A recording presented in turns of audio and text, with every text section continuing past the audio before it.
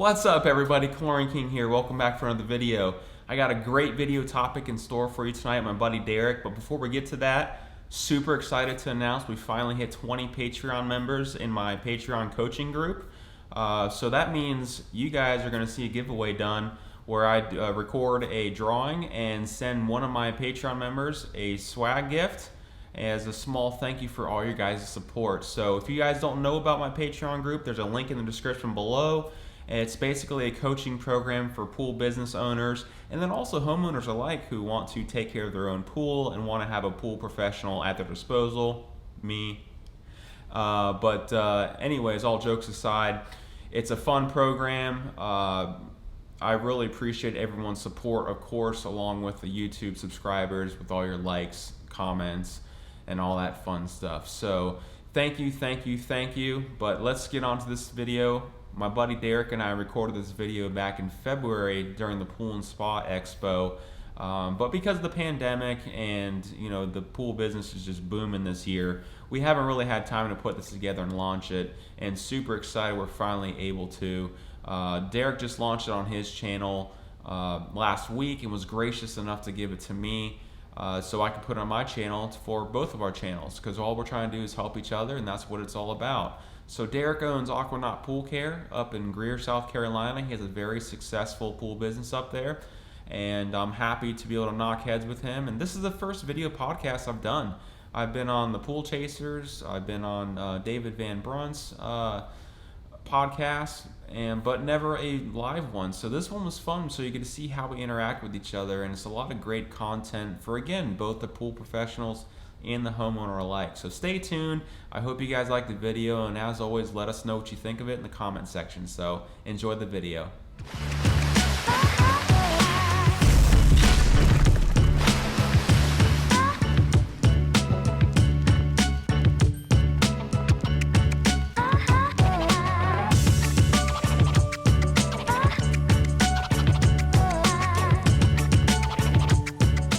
Hey Aquanuts, welcome back to the Aquanut podcast. In this episode, we have Eric from way down in Florida talking to us about the Florida market and how they do things down there. It's an interesting podcast. I'd also like to let you know that this episode of the Aquanut podcast is brought to you by PoolRx. Do you battle algae every summer? Do you want to swim in less chlorine and other chemicals? Would you like to simplify your pool care? If the answer to any of these questions is yes, we have the product for you. PoolRx will help you in this coming year do just that. You simply place the PoolRx unit in your pool pump basket and the minerals go to work. PoolRx will eliminate and prevent all types of algae, and by doing this, PoolRx will reduce your chlorine demand typically by 50%. So you can use less chlorine, and in this coming year, 2021, that's going to be a good thing. PoolRx is effective for up to 6 months. That's right, up to 6 months. For longer seasons or tough conditions, or for even larger pools, you can add a PoolRx booster mineral pack if needed. PoolRx is an EPA registered algicide, and that means PoolRx is safe for your people, your pets, and your pool environment. Visit poolrx.com for more information. And now, let's get into the podcast with myself and Eric. Hello, my name is Derrick. Welcome back to another episode of the Aquanut podcast. Today I have with me Eric. Eric, go ahead and introduce yourself. Yeah, I'm Eric Taylor. I own Chlorine King Pool Service. I'm in Seminole, Florida, which is, for you guys that aren't familiar with the area, basically about 30 minutes away from Tampa, so as a landmark. And I own a service and repair company. We're state licensed contractors, and also enjoy social media. I enjoy watching Derrick's stuff and listening to it. And, I got my own social media. I really enjoy helping people. Yeah, so you're like me. You've got a YouTube channel where you teach people to do stuff. I've got a YouTube channel in addition to the YouTube channel that this is on. and you've got a podcast too. Yep. Not as cool as his, though. I like the video format. Mine's just audio. Yeah. It's got some good information on there. I've listened to I think the last 4 or 5. They're nice. They're nice, small, like 25-minute sound bites where you can just listen. To do a little bit of icebreakers, what do you like to do for fun? Well, really, I don't have a lot of free time running the business and doing the social media. I mean, it's how long it takes to do social media on top of your business. But as far as I enjoy cycling, even though I don't look like it, I enjoy shooting firearms in my spare time. Love shooting guns. And other than that, I'm much of a homebody. I'm not a go out on the night kind of guy normally. I enjoy researching and just trying to better myself so I can better the people that are watching my stuff. Did you go to that party last night? The Pool and Spa convention put on a party last night. They do every year. This year I didn't attend. I went out with the Riptide guys. We do an annual get together and going out to dinner. Great people, and that's what I chose to do last night. Music was so loud we couldn't even talk to each other. I'm like, this is supposed to be a mix and mingle event, and like you have to be yelling at someone. I don't like yelling at people. No, and I was blown away. Actually, I don't know if you know. Well, this is your first year down here at this show? No. Okay, so they actually had a DJ on the entranceway yesterday playing music when you go to walk in the expo. That was the first year I've seen a DJ. I'm like, wow, it's crazy. I don't think I've seen a DJ at any of the pool yeah, there shows. was one yesterday over by, how you walk by registration. On the right-hand side by the bathrooms, there's a DJ with a full deal playing yesterday morning. It blew me away. Wild. Yeah. I was doing this yesterday morning. I was trying to help you people listening and watching. I was trying to help you guys out. So, Eric, if I ask everybody this, if you were going to be a superhero, who would you be and why? Ooh, that's a tough one. I think I would probably be Superman. He just does it all. He can go anywhere he needs to in a quick manner. He's bulletproof, plus the ladies like him, so. That's basically it. Probably a pretty bland answer, but I've never been asked that before. When we interview people for a job with our company, we ask that question every single time. So what's the most common answer you get? Superman is the most common answer that we get. Hopefully you hire them based off that. No, that's more of a catch them off guard question, just to kind of see how they think on their feet, as well as to kind of get a judge of their character. Gotcha. And our industry is such where there's a lot of bad apples out there, which is one of the reasons why we're doing this podcast, to help educate the homeowners on the bad apples, and that's what you and I are going to talk about in this one, as well as pool pros that are, maybe they have been taught the wrong way or the wrong method, or they have the wrong kind of attitude. So I want to make sure that I weed those people out before I hire them, and it's an extremely difficult process. Sometimes it's like throwing mud up against a wall and seeing if it sticks. But we've got a really good team now, and from what I hear, you do too. Yeah, we're doing extremely well. The growth is going very well. The first several years I was in business, I purposely tried staying small because I didn't want to grow and lose that quality control that you can over smaller business. But it got to the point where I was getting so much business coming to me, I felt foolish just giving it away. So this year I decided to go ahead and let it just grow like a weed, like it wants to, and manage it the best I can. On that note, finding bad apples, how would a homeowner, say it's a new pool owner, they just moved into a house, they've got this pool in their backyard and they know nothing about it. How would they go about finding an actual pool pro instead of a pool pirate? What are some of the things that they would do? So the first thing, I'm sure you do the same thing. If you want to go check out a new restaurant or a new source of entertainment, a new bowling alley, the first thing most people do is go to Google, right? So you Google whatever it is. Most people search pool cleaning service, and then Google will give you a list of services.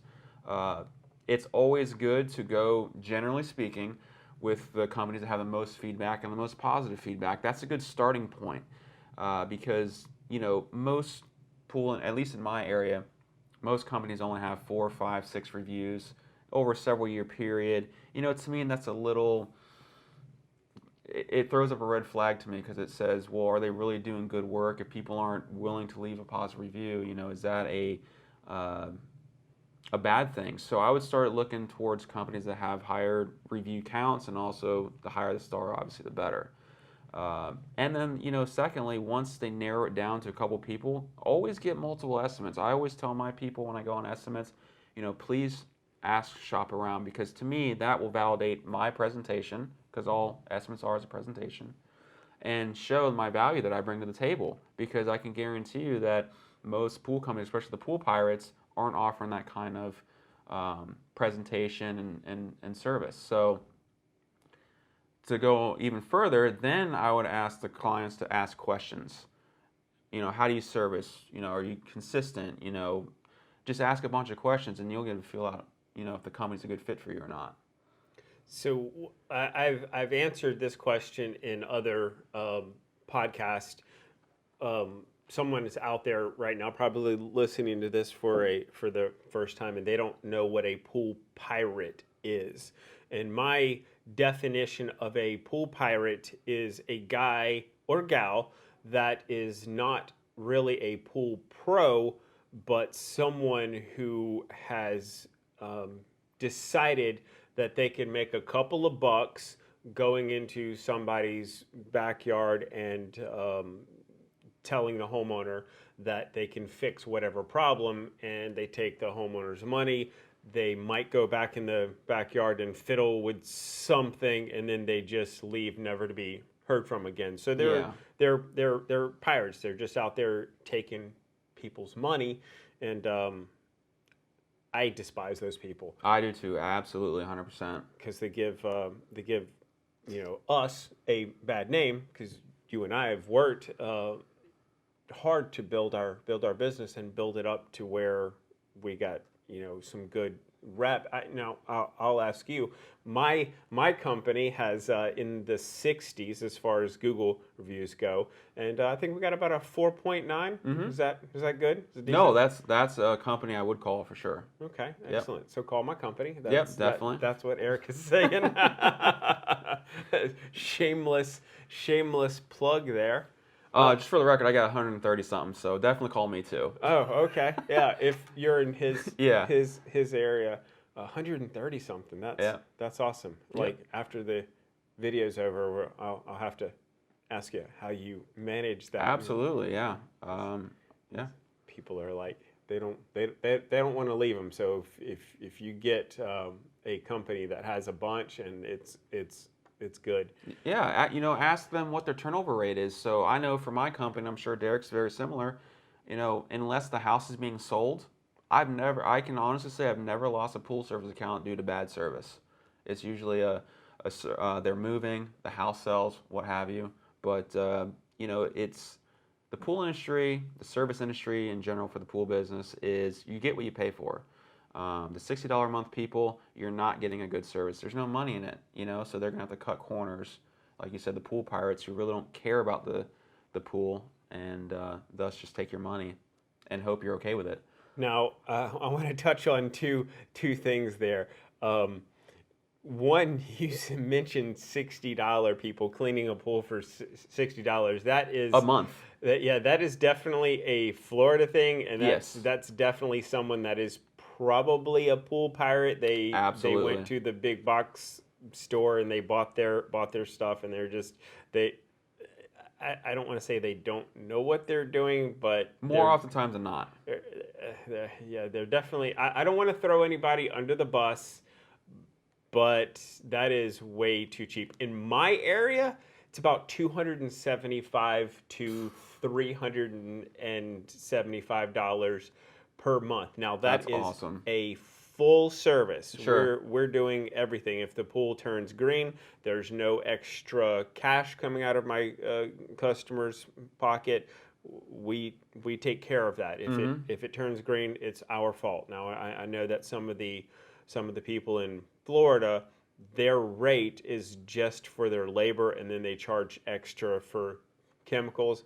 I just did it because it was just I didn't want to have to keep up with it. I just wanted a flat rate, take care of everything, and I can focus on making sure the pool is right versus making sure that You're billing for every little thing. Billing Yeah. for every little That's- thing and nickeling and diming the customer. And that's a business model that a lot of people have. It's just not one that I chose to have. I'm the same way. I'm a one-stop deal.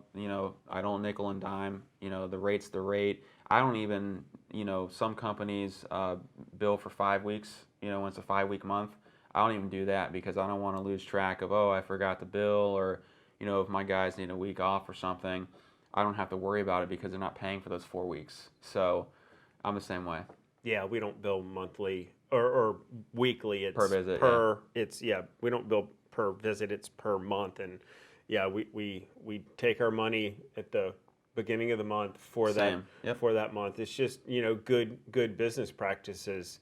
So on that note, talking to the pool pros or the pool guys and gals out there that want to make it to that next level, that want to become pool pros, and the homeowners out there are just going to have to kind of listen to this and kind of learn a little bit. How can they make that leap? Where can they go to get the knowledge?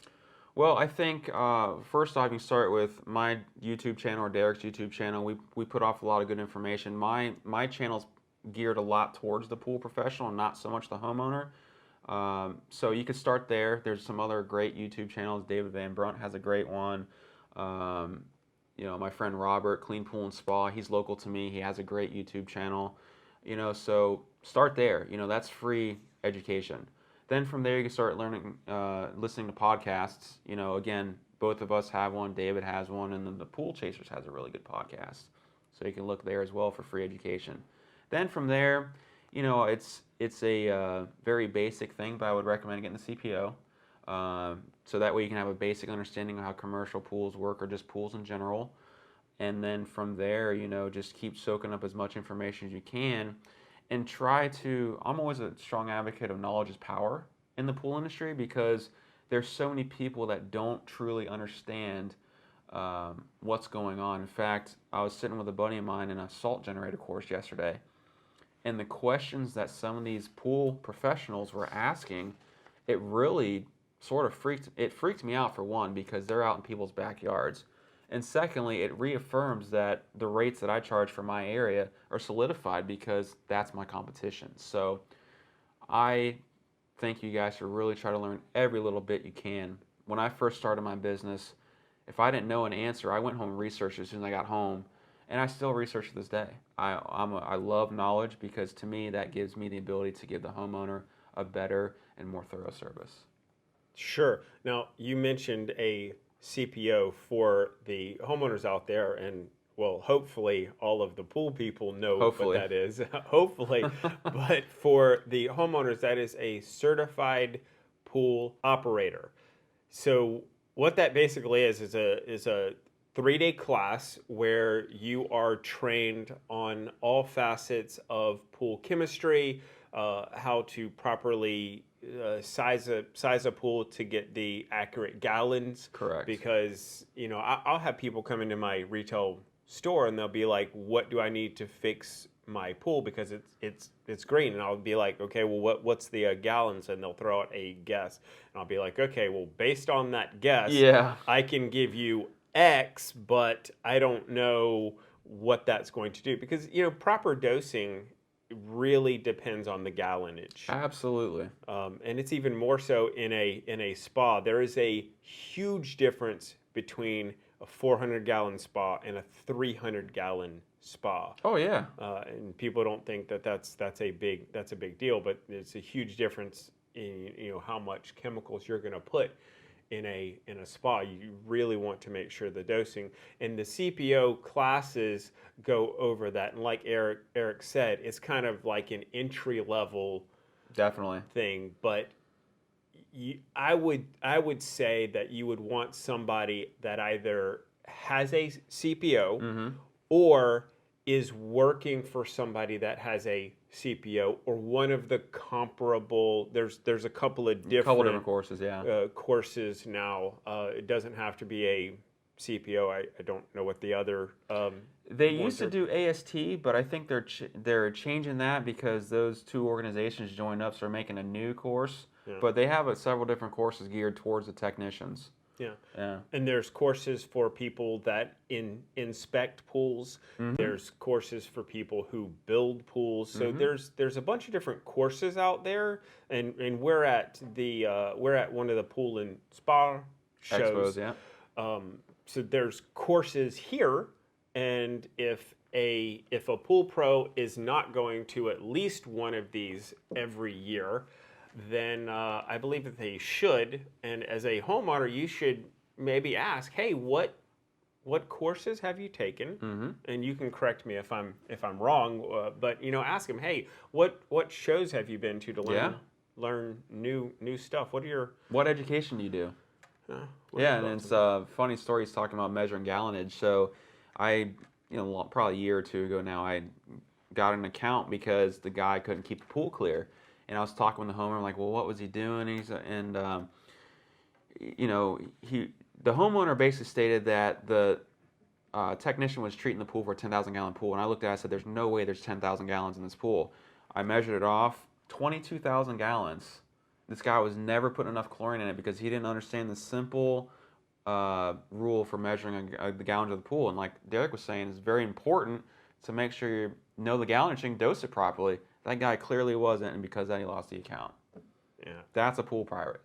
Yeah. Not a pool pro. And I have customers that will throw out, gallons, and I'll have to, go and look at it and be like, yeah, you're close. And on the bigger gallon pools, it doesn't matter a whole lot if it's 28,000 gallons or 27,000 gallons. That's relatively close, so you can kind of get on. But that guy was 15,000 gallons off, something like that. And the problem with that is, his problem was he wasn't dosing the pool properly. But if you're the other way around, you're significantly overdosing that pool and making it dangerous for the swimmers. Right. So, I mean, that's why it's so important to understand the basic measure of gallonage. How many people do you have in your area that absolutely swear that their pool is 10 feet deep and it's only 8? Yeah, oh yeah, all the time. Oh, that thing's at least 12 feet deep, and you stick your 8-foot pole in there, and it does, it's still sticking out. So I'm like, no, that's an 8-foot pool, and it happens all the time. Yeah. All the time. I've had to actually drop a measuring tape because the guy was like, no, that's a 10-foot deep pool. No, it's not. Listen, guys, anything deeper than 8 foot is rare, so you probably have an 8-foot deep pool. That's very, very common. Now, if you have a custom built pool or you had your pool built and you specified that you wanted something deeper. I've actually seen a 17-foot deep pool. Wow. That was legit 17 foot. Wow. And the guy had it built for his son that was training to be a professional diver. Okay, well, that would make sense. I mean, that would be horrible to have to vacuum each week. Right? Yeah, oh, that'd be horrible. One of those 25-foot commercial pools. So we just talked about gallonages. You mind if we get off pools for just a second? Absolutely. What are you most excited about in the pool industry? So not talking about specifically pools. What are you most? I think since I've started the business, I think it's almost 5 years now, I've seen a shift because when I first started, most of the pool technicians and company owners were older guys. They're starting to phase out. Newer young guys that enjoy the use of technology is starting to take place. I've noticed a huge shift in technology change for the industry, better testing measures, more technology to give to the service customer and all that kind of stuff.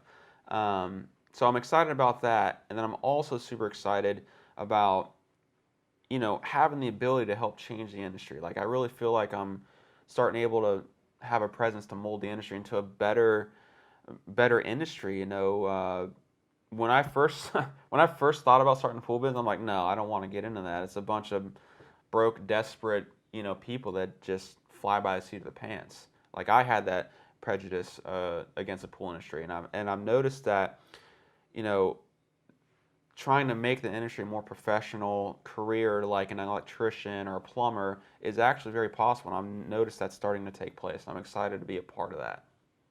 I couldn't agree with you more. And that, that's kind of my motivation behind doing a lot of the stuff that I do. I'm on social media. We've got the swimming pool and spa owners group, and I think some of the pool pirates absolutely hate that I have that group. And they're like, well, you're teaching DIYers how to do stuff that a pool pro should be doing. Not really. There's certain things like heater. Like if a pool owner should not be messing with a heater unless they are an HVAC tech and they're licensed. They should not be messing with a heater. Absolutely. But you're telling a homeowner in a group or a pool owner in the group is, hey, don't put the tablets in the skimmer, put it in a feeder. That's not harming us. Well, the funny part is most of the pool pirates are the ones doing that too. Right. So yeah, they're gonna hate. I'm gonna tell you this. In my area, I don't know about yours, but in my area, about 80% of the people put tablets in the skimmer, and they won't let us put a feeder on. I mean, feeders $100-$150, something like that. It's very, very cheap. Say goodbye to all your seals. Yeah, but they won't let us put a feeder on until something happens. And that's a huge thing that I've noticed with homeowners. So I'm glad we're touching on the homeowner side of things too, because the homeowners need to be further educated, which I hope they're paying attention to our content, because the number one thing I get from homeowners, I'm happy with my $80 a month pool service because he keeps my pool clear. Well, that doesn't mean the pool's safe. That doesn't mean they're maintaining your equipment. That doesn't mean they're protecting the life of your surface. Like the tablet thing you're talking about. That ruins all your seals. That's going to ruin your heater exchange if you got a copper exchange, a gas heater. That's going to degrade your filter element much quicker because it's super acidic water that sits there and slowly dissolves overnight. And then when the pump comes on, the entire system gets a huge shot of super acidic water. So yeah, they're not damaging it today, but they're certainly shortening the life of not only your equipment, but your surface, and possibly setting up for dangerous swimming conditions with the quality of the water.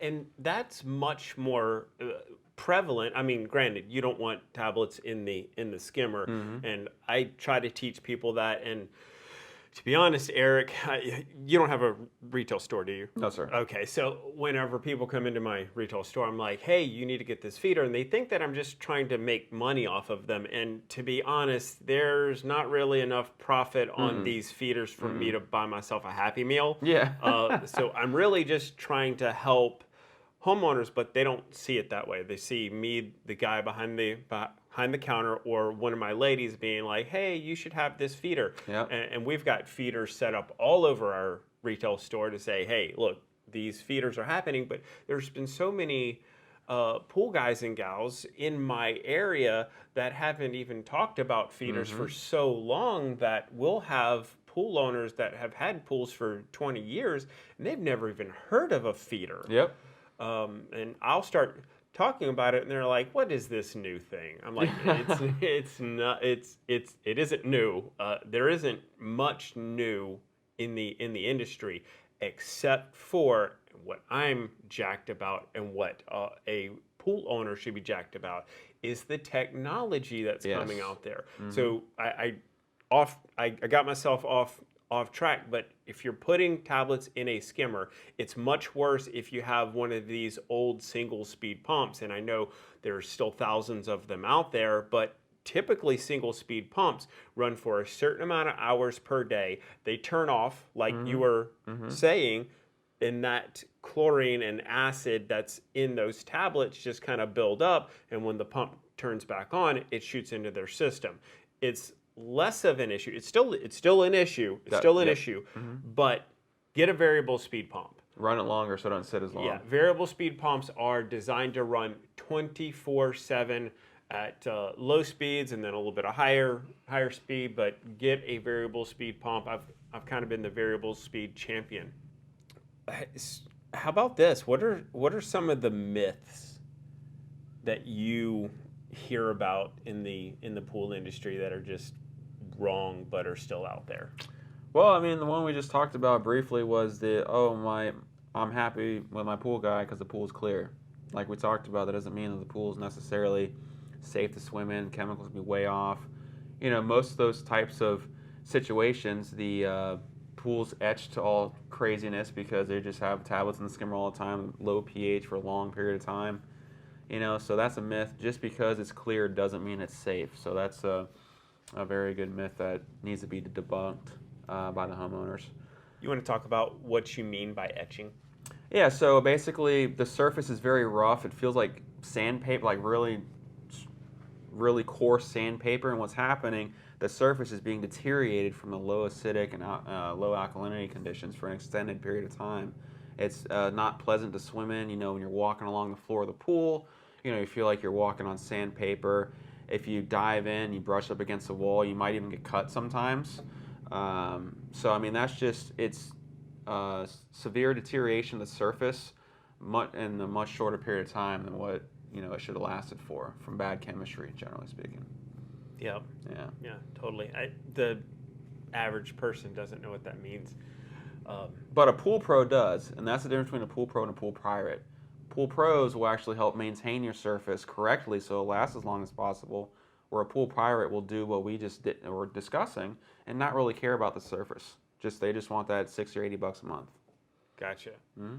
So, as far as fun stuff happening in the industry, technology, and we talked about variable speed pumps, and that is actually coming. Like, I don't exactly know when this is going to air, but depending on when this airs, you've got about between 6 and 8 months left to get a variable speed pump with a rebate from your power company. And in my area, I think it's $350 to upgrade to a variable speed pump. But after that law goes into effect, and it goes into effect between 8 and 10 months, depending on when you're watching this, that rebate's gone. Yeah. Do you have a rebate in your area? We don't have a rebate, but like he's talking about, there's going to be it's a federal mandate where manufacturers can't even manufacture single speed pumps now for main filtration systems. You're going to have to upgrade to variable speed. And that's what he's talking about, that rebate for the areas that do offer rebates are going to go away because now you have to have it. It's not hey, let's go green and we'll help you save some money to do so. Yeah. And I believe that's February 2021 that rule is being changed over. Yeah. Yeah. Yeah. And it's one of those things that it just makes so much sense. It totally does. Because you might spend an extra couple of $100 less with the rebates if your power company is smart enough to give you the rebates, but you're as a homeowner, you're going to save so much money on your power bill. Absolutely. Because from what I hear, a swimming pool is the second largest consumer of energy in a home. Below your AC unit? Yeah, below the AC unit. And it pulls more energy than all your other appliances combined. So if you have a way to save money through that energy hog, variable speed is the way to go. And it doesn't even matter if it's an above ground pool. You can put a variable speed on an above ground pool. I figured it out. I had a lady that in variable speeds, they've been out for a while, but these single speed energy hogs have been so cheap for so long, and they've been out there, and people have been hesitant to switch. But she's had an above ground pool for 20 years. And I figured it out. If she had had a variable speed on her above ground pool, she would have had banked $10,000 in savings. That's huge. Yeah. That's huge. And another benefit of the variable speed pumps, much longer warranty generally than a single speed, depending on the manufacturer. They last longer because you're not running at full throttle from the time that it's on to the time that it's off, so it's not running as hard. And Yeah, I mean, generally speaking, people save $600 to $1,000 a year off your power bill.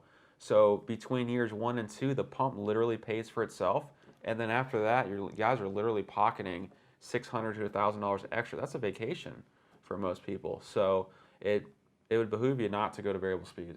Basically, is what we're trying to say. Yeah.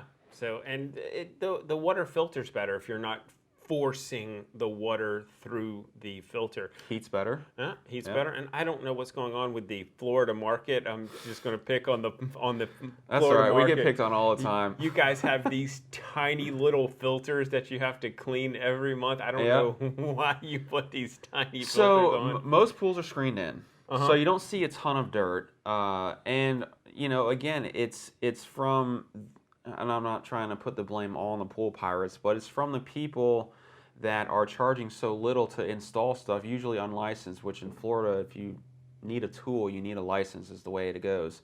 But they're putting in the cheapest filter they can to make some money off the client instead of recommending a properly sized filter. Now, our average pool size is anywhere from 8 to 12,000 gallons, generally speaking, so most pools don't actually need a quad filter, but when you recommend that to a person who does, they just like, wow, that's way too expensive for a filter.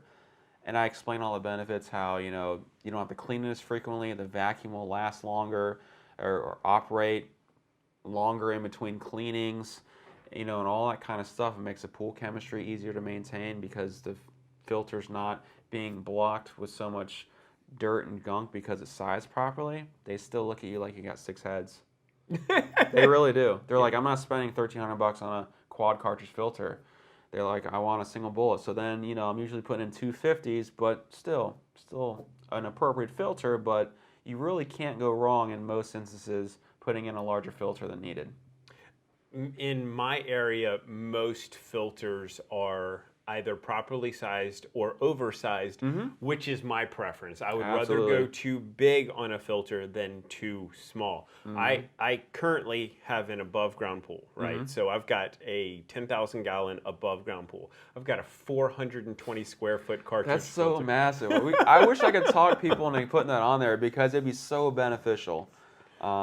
Yeah. Well, I tell people all the time, I've got a $500 pool and $4,000 worth of equipment. Hey, that's how it goes. That's funny, but yeah, we're notoriously known for having small filters. I know the California guys and Arizona guys laugh at us all the time, but most of our pools are screened in. We don't get the dirt blowing like Arizona does with their sand. So I mean, you can get by the smaller filter, even though I don't necessarily like it. But at the end of the day, you have to put in what the client wants, no matter what you can recommend. So the technology, we talked about the variable speed pump.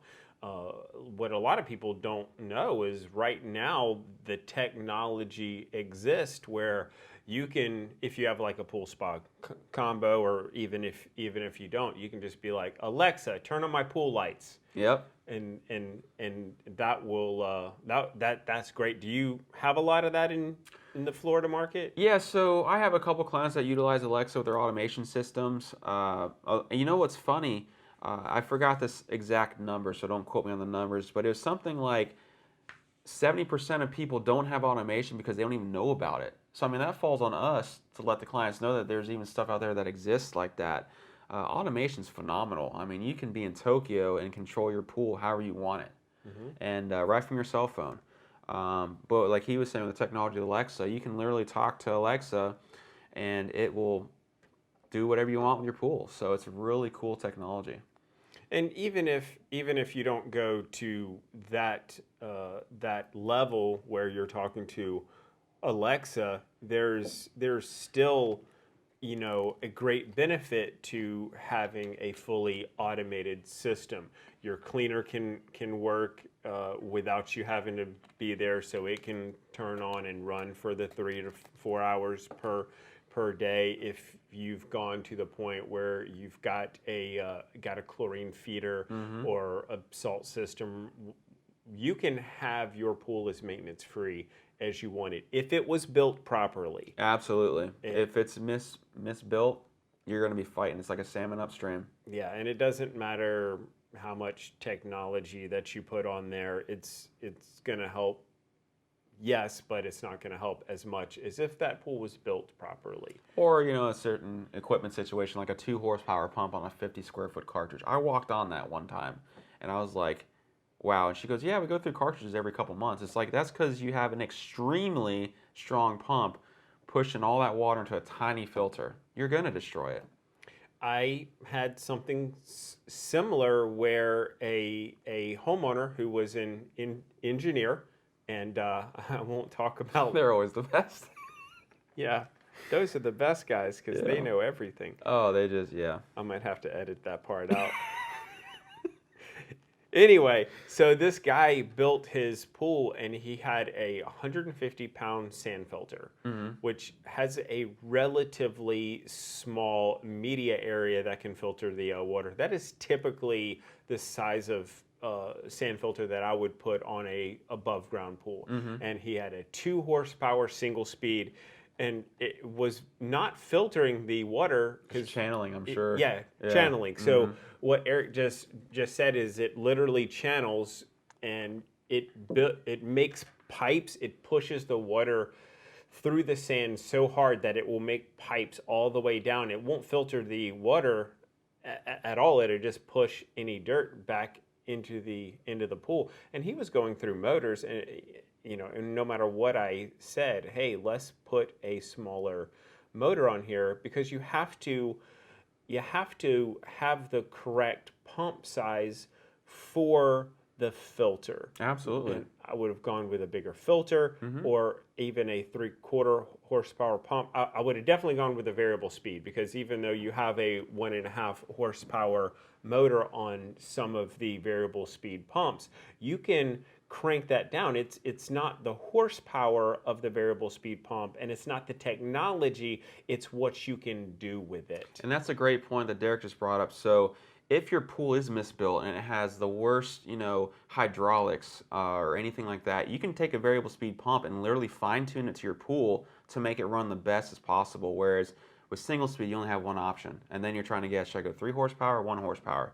Variable speed, you can put it on your pool and fine tune it for your exact pool, which is another great thing with variable speed. Cool. Yeah. What is your favorite new tech out there?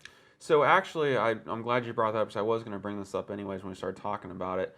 I was over in the Janney booth yesterday, and they have a product similar to Fin, PHN. I believe that's a Hayward product. But for the homeowners out there, this may be something you guys want to be interested in because it's a device that you throw in the water and it gives you, I think they said it measures 10 or 15 times a day your pool chemistry. And it will literally give you push notifications to your phone saying, hey, your pH is out of whack, you need to dose it, stuff like that. I'm pretty excited about that for the homeowner side of things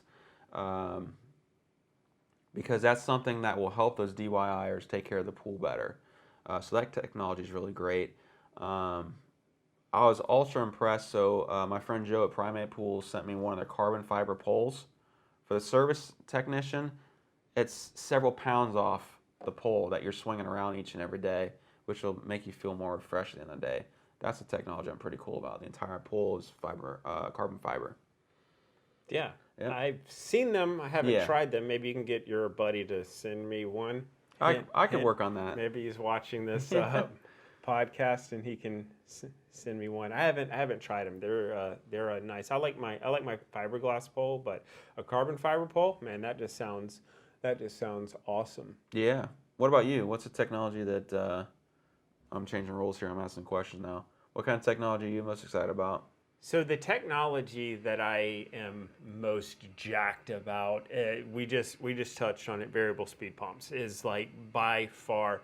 I talk about variable speed pumps so much that people are like, Derrick, would you shut up already? I just talk about it so much, and I really like the automation systems. Every manufacturer that's worth their weight make some type of an automation system, and I personally really like the ones that you have added the extra phone app to, because every manufacturer makes an automation system that is a standalone box, and then you have a add-on that you can control it with your phone. And even for some of our route customers, I've got all of the apps on my phone, and I've got a list of all of my customers. So I'll have customers call me, hey, something's going wrong with my pool, and I can pull up their pool on my phone, and sometimes I can fix it right on the spot there. So the phone apps are really awesome because heaters, I can go back and look, and if I'm having a conversation with somebody in a store, I can pull up, say, temperature, because in my area, not yours, and I'm going to talk to you about that in a second, but in my area, it gets cold. And for whatever reason, there's a lot of people out there that think as soon as the temperature drops to 32, their entire pool is going to turn into a big iceberg. And that's not the case. The temperature would have to drop into the teens and stay there for a long period of time before you started to see, even the surface of the pool freezing. Now, if you don't have water moving in the pipes, and this is what you don't even know about. Yeah, I don't even know about any of this stuff. This is all Spanish right now. Yeah, Spanish. As long as the water is moving in the pipes in my area, there's no risk of freezing at all. So I can go in and I can look to see where the trends are, because especially the Pentair app, I can go and look the history on what the water temperature is and what the air temperature is, and I can take that and not telling where it came from, but I can show a couple of different graphs. Like, listen, the air temperature last night dropped to 28, but this pool temperature never dropped below 50, because it takes a long time for that. Yeah. Now, I want to highlight a point that Derrick just brought up about the difference between a pool pro and a pool pirate. Derrick monitors his clients' pools from his phone and will change stuff on the fly when they need it. I do the same thing. I got a list on my apps of the client's pool's automation. A pool pirate's simply not going to do that. And that's where a huge difference between a pool pro and a pool pirate. We'll actually go above and beyond and do those changes where pool pirate may not even know how to work that stuff. Yeah, they don't have that on their phone. They don't know. And guys, a lot of the times, I'm going in and it takes me, I don't know, 2 to 3 minutes. I'm not charging my customer for that. That's kind of built. It's a value added service. Yeah, it's built into the package. So something that a lot of people watching might not know is I offer a mentor service for pool pros, pool guys and gals that want to be pros. I only do just like a handful. You do it on like a larger scale, right? Yeah. So you want to talk a little bit about that? Yeah, so I've noticed when I first started to get some notoriety on YouTube and the podcast and all that, I started getting an influx of questions and just got an email this morning about someone starting their business and they want help. The unfortunate thing is there's only 24 hours in a day. We're running our own business. We're trying to keep food on our own family's tables, and I love helping people. But if I'm going to allocate time out of my day to help people, I start up a mentoring program to help with that, to a dedicated certain amount of people, because some days I don't have time to answer every email or text that comes in from a random person wanting my help. So yeah, I do offer on a little larger scale, but it's personalized help for anyone that wants to become a pool pro, or heck, even a homeowner. I have a homeowner that pays me to help them maintain their pool remotely. We do FaceTime calls, emails, and all that kind of stuff. So definitely, if you want some good help, check out either of our mentoring programs. I think it'll really help you get your business in the right way. One thing I really like to do is actually help on the business side of things too, not just how to do the pool cleaning or whatever. So I go over people's finances with them and create a budget for them and all that kind of stuff to further help them make sure they're set up for success. Yeah, I do the same thing. Yeah. Because the finances is so key. And, huge. Homeowners are probably tuning out now, but it is something that affects a homeowner's experience with their pool guy, because if their pool guy or gal it is not managing their finances. And I had this happen once, where a guy was out cleaning.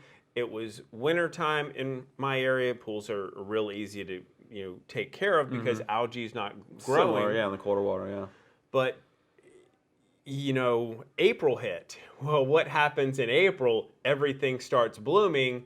Yep. He had already spent his money. He thought he was making bank. He didn't realize. And I tell people, and I don't advertise my mentoring program much. It's just people will come and they'll Sure. ask and be like, Sure. okay, well, I need to get some cash for this, and here's the time that I can give you, and it's totally worth it. Oh yeah.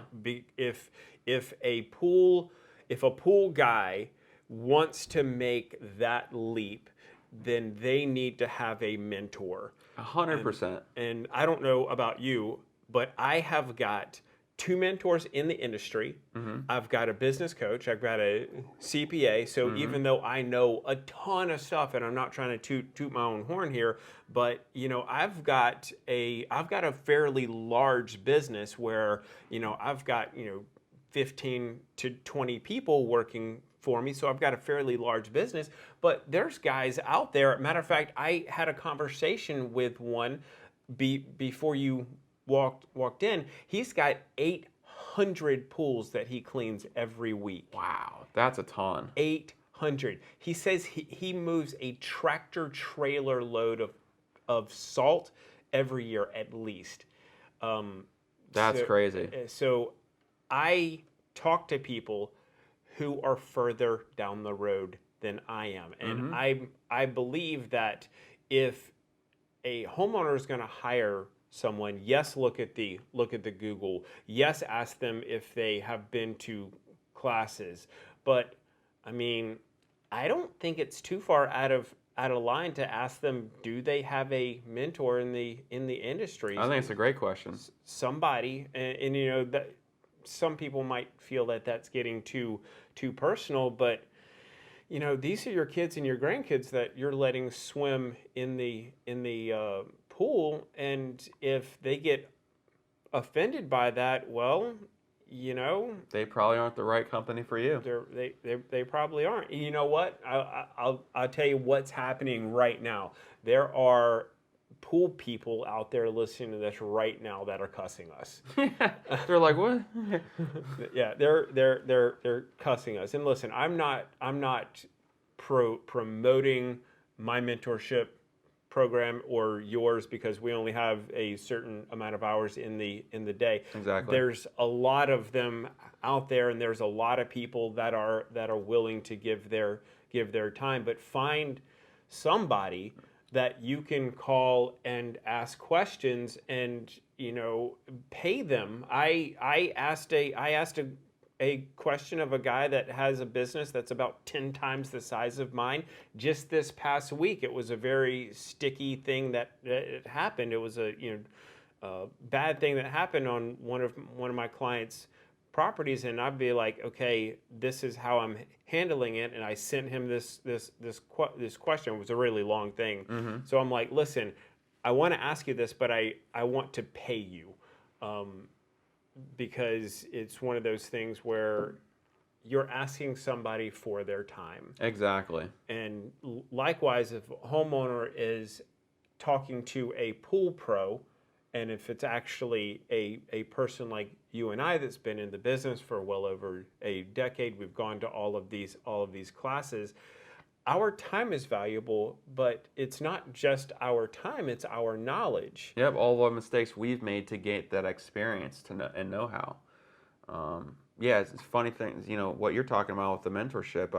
I have 2 mentors, and every Christmas I send them a $500 gift card as a thank you for helping me throughout the year. It's just, that's how I would want to be treated if I was mentoring a lot of people.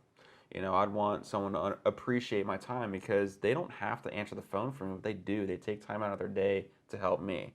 So, and that's something that for the pool pros out there, if we don't get back to you right away, just please understand we're not trying to be mean or say, oh, we're not going to help you or anything like that. It's just we're so busy, especially with swim season starting up here soon, that we may not have time. Oh, another funny thing. So if do you get Facebook messages? So when I get a Facebook message from some random person, it doesn't pop up my normal feed. Like there's a certain spot where I got to go look at it and stuff like that. And someone will message me like a week ago, and I happen to see the little check mark by it, and I go look. I'm like, oh my gosh, I'm not neglecting you. I just didn't see that. So understand that too. That could be a thing like that. That is thank you for bringing that up. Yes. I've got 9 Facebook pages. That's huge. That's a ton. I've got 9 Facebook pages because I do a lot, and I give a lot of my time for free. Yes. To this industry. This podcast is free. The people watching, listening to it, you're not paying a dime for this. So we're giving this time for free. I've got 9 Facebook pages, and that happens when somebody messages one of those pages. Mm-hmm. I might not find it for a week. So just or a month. Yeah. or a month. So just know that if you message one of my pages, I'm not ignoring you. It's not that I don't like you. It's probably that I haven't seen it. And this is something else. It's also text messages. Yes. Because I'm super busy. Mm-hmm. Like since we've been sitting here, I've gotten several text messages, Facebook messages, whatnot that I haven't been able to answer, and I won't because your time is valuable, and I respect that. I'll get back to you eventually, whoever it was that just messaged me. That's funny. Yeah, we're talking about that a bunch. Let me ask you this, kind of switching gears, and you were saying, hey, you were asking me questions. No. You want to ask me questions? I'll be happy to answer them. I will talk. What is your background? How did you get into this crazy industry that we call the pool industry? Well, so my best friend took me out to do a pump. So let me backtrack a little bit. Excuse me. I used to work at a jewelry store for 5 or 6 years. I really enjoyed it, but there came a point where I started really following Dave Ramsey, which is an anti-debt, kind of guy, and so I started listening to him. Pro Dave. Yeah, I love Dave, and don't agree with his investing much, but I love his debt stuff. But anyways, started listening to him, and started studying wealthy people, and I came across a common denominator that every wealthy person seemed to have 2, 3, 4, 5 different revenue streams. So I'm like, well, I have the jewelry store here. Let's make another one. And right at that time, my best friend and I were talking about pools. He's been doing pools forever, and he took me out on a pump installation one time, years and years ago. And he made I think he said he cleared $300 in 45 minutes after he put the pump in. And to me, I was like, wow, that's like an entire, half of a week at the jewelry store, right? And so I had started researching it, got involved with the pool industry, and then finally started my own business, and the rest is history. And it quickly grew to the point because I wanted to start, a professional thing, not what I mentally thought the pool industry was, which in a lot of cases it was, but I wanted to do it differently. Since that point, it just blew up, and then I had 3 or 4 months in the jewelry store and the pool business at the same time, and the pool business grew so quickly, I left the jewelry store. Yeah, and that's exactly what we're trying to fight. Your old thought process. Yes.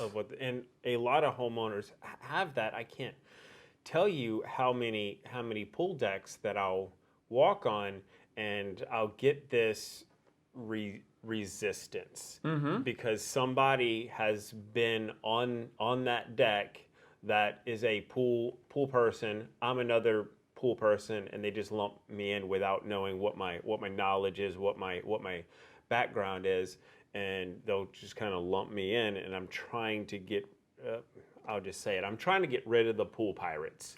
Yeah, because the problem is the pool pirate comes in and says, "Hey, I'll do your pool for $60 a month." Well, now that homeowner thinks that every pool company should be charging that rate, and I pay my guys twice the amount of the average rate in my area, so I can't go that low. There's no point. So we're trying to help everyone become more professional, raise the rates, because at the end of the day, I'd rather do 60 pools at $150 a month, which I know is not, that's what our rate down there is. That's a high rate for down there. I'd rather do 60 pools at 150 versus 250 pools at $60 a month. Everybody wins in the first scenario. Yeah, and it's not just that we're trying to raise the rates so that we can make more cash. It's a quality Absolutely. thing. In your area, you can charge a little bit less than what I charge because you don't have the travel time. Sometimes in my area, we've got 15, 20 minutes between pools, and a couple of them we got a 45-minute drive. Yeah, where in my area we got 5 pools on the same street. Oh, man. So I mean, you could park in one house, and until you run out of chemicals, you could literally walk your cart down to all the other pools. So yeah, that's the main difference I'm finding between higher rate areas is just the travel time. Because windshield time, you're not making anything. Yeah, and it's not just the time that you're paying for. Like we keep saying over and over again. We probably said this too many times in this podcast already. It's the knowledge. Absolutely. It's the knowledge that you're paying for to get somebody that is going to make your swimming pool safe. Somebody that is going to make sure that, yeah, you might be paying a lower rate because this guy is charging a lower rate, but he's not, what you were saying earlier, is maintaining the pump, the filter. Maybe he's not backwashing properly. So I mean, we have DE filters in my area, and if you blow out the DE grids, well, that's $300 or $400 in just the grids. Yep. Not even talking about the labor it takes to put those in. So now your $150 per week guy, that is in my area, that is super low. I couldn't pay for chemicals, gas, and the guy in the truck for that. I literally could not afford. I would be paying to clean that pool. You'd have to get a part-time job to make. Yeah, I would have to work a part-time job to be able to afford to charge that low in my area. Now, I wish that I could have 10 pools on a street. That would make it so much easier. But it's just that you ruin these guys are ruining pumps. They're ruining filters, and we have a lot of gas heaters in my area, and we have people ruining heaters. Yeah, in as little as like 2 weeks. Yeah, the copper's gone. It's all over the wall of the pool now. I had a customer during the wintertime putting tablets in the skimmer. His heater wouldn't fire up during the spring when he wanted to start using his pool. I went out there, and there's a certain way that you can test, but the firebox area, that's what I'm going to call it to keep it simple terms, yeah. that was completely filled with water. So when I opened up the firebox, it was just shooting out. So I'm like, you need to replace your heater. And he's like, it's a 3-year-old heater. I'm like, you were putting tablets in your skimmer and wasn't testing your chemicals. So testing chemicals is big. Oh, huge. What kind of test kit do you use? I like the Taylor 2006C kit. It's the one the health department recommends, and it's the one that I just seem to always, I've tried a bunch of them, but that's the one I always seem to come back to. It's very simple to use, and it's one of the cheaper testing options out there, really. I've tried using strips before. I just can't seem to color match well. So I don't know, we talked about how important it is to make sure we know the gallonage we're dosing. If I can't tell it between a 7.2 and 7.8, do I need to put acid in, or do I need to not put acid in? And if I do, how much? I can't tell with the strips. So I seem to go back to Taylor all the time. Yeah. This is kind of a side note, but it's like 1 out of every 30 men are colorblind. Interesting. It's like 1 out of every 150 women are colorblind. So interesting. Like women can see more colors than men. Typically, so they have better color sight. So that's why you and I are wearing black, white, khaki pants. We're not colorful, but women they can observe and appreciate the colors more than we can, I guess. Yeah, that's cool. That's a good little fact. Yeah. So if you're having trouble matching the test strip, maybe go to the kit, and if you really have a problem, go to the pool store and have it tested. We tell people that come in our store that they need to test weekly. Absolutely weekly. Because a lot of them are not testing on their own. They don't have the tailored test kit. And fun fact: if you go back to episode 2 of this, we had Wayne on, and Wayne wrote that book that is in that tailored test kit. That's cool. He's a good guy. Wealth of knowledge. Wealth of knowledge. Yep. It was a great interview. Yeah, I watched that one the other day. It was a good one. Yeah. Here's one. I may have asked this, or you may have answered it. What are some of the biggest mistakes that you see pool pros and/or homeowners making? I think the biggest mistake that homeowners make is they add chemicals when we're not around. They don't let us know. So, they may introduce phosphates in the water, and then all of a sudden we've got an algae bloom, and they call us like we're at fault. And then you come to find out, a bunch of soap fell in the pool, or, they just had their lawn sprayed, and then a major rainstorm ran the chemicals in there and caused a phosphate bloom, which causes algae to grow. So that's a major thing I see from homeowners. Pool techs, like we talked about, skimmers in the basket. Another thing I see quite frequently is people will not wash their jerry jugs or acid bottles off before they put it on someone's deck, and then they stain the deck. I've seen that a lot by pool pros. Even some of my patrons, I've noted, I ask them when they clean their filter last, and they don't stay on top of stuff in a preventative way, and then they're dealing with problems. So pool pros need to be more preventive action based, and again, wanting to learn more, because a lot of people just don't know some very basic things, and they're out in people's backyards. So you mentioned that a mistake is people aren't washing off acid jugs before they sit them right down. That's actually one of my rules. So yeah, I was just published in Pool Pro magazine about safety, and I've got a list of rules, and one of them is when you use acid, put the cap back on, dip it in the pool to rinse it off before you sit it on the deck. My biggest rule, number 1, do not mix chemicals. Yes. Under no circumstance, I don't care if you're a chemist, do not mix chemicals. This is not a game. No, not. We've seen a lot of trucks caught on fire recently, actually, several on Facebook and some other social media outlets of people just mixing chemicals. They'll leave cow hypo jug open when it's raining. That's going to catch fire, so you just have to be careful. It was like last year or the year prior, we had somebody put cow hypo in a trichlor feeder. And when it exploded, because it took out his entire equipment pad. So he had to replace his filter, a bunch of the PVC lines. The feeder, we couldn't find any of it.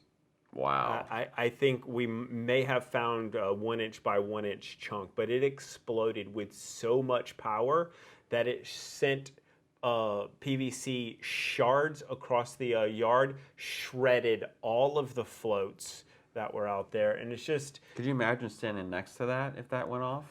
Somebody would have went to the ER, if not the morgue. Absolutely. So do not play games with chemistry, folks. Do not mix chemicals at all. I'm gonna ask you this, and this isn't really anything that we've touched on. What is a secret that a homeowner could that you could tell a homeowner to help keep their backyard a little better? I guess as far as like the water quality, or just in general? Water quality, backyard experience. I think homeowners should be better at when we're not there, because remember, we're only there in most cases 30 minutes to an hour, in most cases a week. So, for pools that are uncovered, check the baskets in between our visits, because that stuff slows the circulation down, and then water problems happen. So I would definitely do that. Make sure a path is clear for the technicians to actually get to your pool. I'm amazed sometimes at what my techs send me as far as like, look what I had to take apart in order to service your pool, and also try to keep tab. One thing that infuriates me is someone will have their roof pressure cleaned or their deck pressure cleaned, and the pool's a huge dumpster at that point, and they just expect us to deal with it. So have some courtesy for us and say, let them know, hey, try not to get much in the pool, or you guys have to clean it up because I don't want my pool guy to have to deal with it. It's not fair to him. That's not a normal service. Yeah, or it happens. So we'll take care of it. You will too, but it's probably going to be an extra charge. Yeah, of course. So like I just recently had this happen. Pool's beautiful. The Monday we service it, I get a text on Friday. Hey, my pool's full of algae now and pool's not circulating. So sent my technician back out there. He literally sent me pictures of clay and stone material from the tile roof that was blown off in the pool. The entire pool was covered in a clay dust and just slowed everything down. They didn't mention anything to us, and so we said, hey, we think it's off your roof. Oh yeah, we had that pressure washed. So let us know if something like that happens so we can adjust accordingly and make sure we get it taken care of as quickly as possible. So it's like those round clay those tiles? the round tile. Some people spray paint those or paint those sometimes and just had a pressure wash and chunks were in the pool. And I don't think I have any houses that we visit that have that type of roof. It's a very nice home, but a heads up would have been nice. So yeah, that would be nice. Is there anything that we haven't talked about that you feel that we should? No, I mean we covered everything as far as what a client should look for in a pool service, ways to vet a pool service to make sure you're going to get a quality company. We've talked about knowledge in the industry is very powerful. We talked about how we're both trying to limit the pool pirate from succeeding. Look, we don't want anyone to not have a job or anything like that. We want the pirates of today to step their game up into the professional realm that we see ourselves in and several other professionals in the area. So the industry thrives as a whole. One thing I do love about the industry is how the camaraderie between pool companies and pool technicians and all that kind of stuff. I help my competitors daily. I'm sure you do as well. If a competitor came up to me and needed help, I would give them help immediately. I wouldn't, oh, you're a competitor, to hell with you. You know what I mean? So I really like that facet of the pool industry as well. Mm. But I think we've covered a lot. I think it's a good episode. Yeah.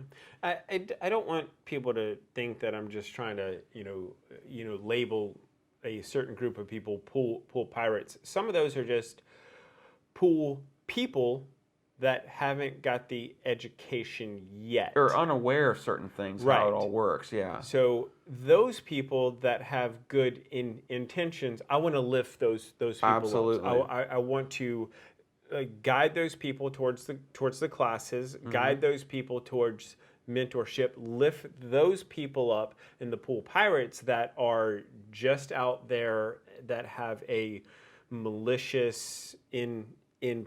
They have no desire to learn and to grow more. They're just there to take people's money and leave. I want to push those people out. Absolutely.